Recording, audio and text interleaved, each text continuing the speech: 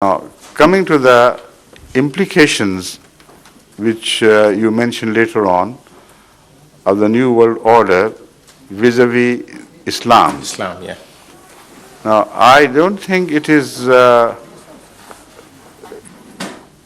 Islam itself, it is the political role of the Muslim world, historical political role of the Muslim world, which is invoked by the changed circumstances, particularly in the light of what happened in Iraq and vis-a-vis Kuwait, etc. And Libyan so-called militantism, and the so-called Iranian militantism, and the so-called Islamic atomic bomb. All these things are the parts of the same jigsaw puzzle. They fit into the same single answer, that the rivalry between the Muslim political world and the Western political world, which once was described as Christian political world, continues to play a very important role in the relationship between the Muslim countries and the Western countries. It had never ceased. It was only subdued because of Russian polarization against the Americans or the Westerns. So whatever was as an undercurrent has come to the surface. That's all the change we have seen. Thank you. Okay. Second question, please. Yes. Might be just a summary of what you have just said. Now, what is Islam doing or should do about this situation in which we find ourselves? Which Jihad Islam? these days is not. Now, I'm not referring to the Ahmadiyya movement. No, I understand. Yeah. But when you refer to Islam, the question is still Muslims, yeah. Muslims should do. Yeah. The best answer is for them to combine politically, not religiously. Because if you wait for their religious deviance to be, or differences to be sorted out, so that they can make one single religious entity, you will wait till eternity. That's true. Right? So the best answer, alternative answer is that they should strive for forging a political unity among the Muslims, in which the religious differences must not be permitted to play a role. If this is accepted as a whole to the Muslim world, then a really new world order can begin to emerge, not otherwise. But unfortunately, the major opponents to this only formula of survival would be the mullahs, the religious clergy of Islam itself, because they thrive on religious differences. Right or wrong? That's quite true. That's quite true. That's what gives them their eminence. Yes. Okay. Can I just briefly ask the second question? The second question is, where is the difference between worship and prayer? I'm asking this. Maybe some of us who have read the pamphlet Salat will see that in some areas these two were just opposed.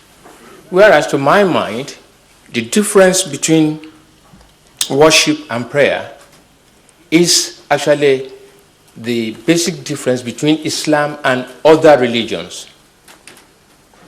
I am of the opinion that those who translated the Quran initially have got at the back of their mind another, religious training, which they used, which influenced, wittingly or unwittingly, their translation of the Quran.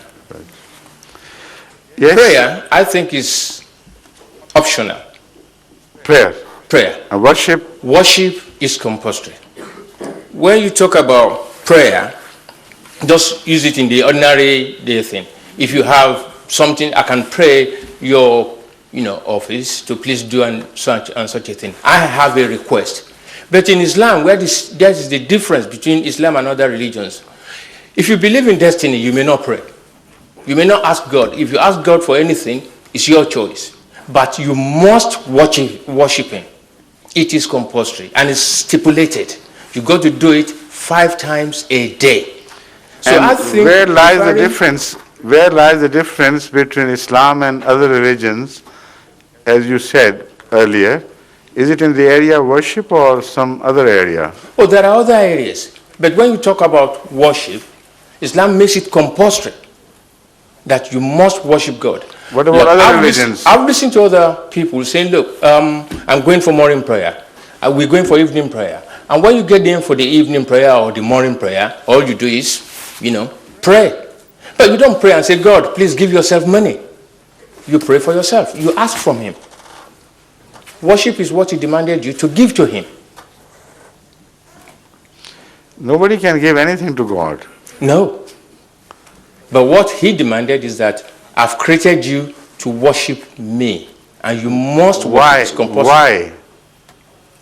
Just to pay homage to Him so that He can sit, relax and enjoy. No, He doesn't.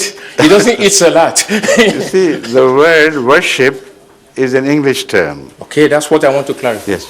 It is not the Arabic term used to indicate the English terminology of worship. Good. The word ibadah is the word used by the Holy Quran. And in that, the Holy Quran does not make any distinction whatsoever between Islam and other religions prior to it. In fact, it categorically declares that all the religions which are revealed before, they had certain characteristics. And the characteristic regarding worship, I am going to quote from the Holy Quran.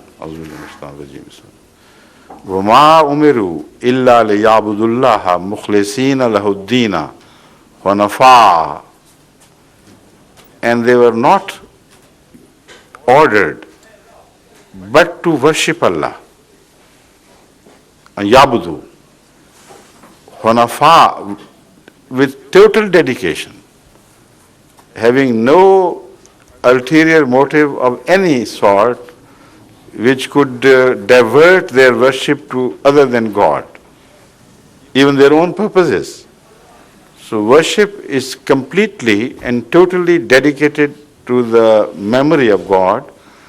And in this, the Holy Quran says, all other religions which came before shared this central aspect of religions. And there is no difference between that and Islam. The difference is in the style of some forms of worship. When we say prayer, that is a word which is of 2 types. It refers to a single individual prayer, like raising hands, or even in your heart, you beg Allah for something. The word prayer is applicable to that beseeching to Allah and begging for Him. But it also is a religious term which applies to the 5 times prayers which Islam requires the Muslims to perform, and plus other prayers. Now this is formalized worship, and it's a part of the worship, not the entire worship. Yeah. So when you speak of prayers, the prayer does not in Islam mean only to pray to Allah for anything you like. It particularly refers to the organized style of worship as referred to in the Holy Quran by the word as-salat. So salat is one aspect of the English word prayer,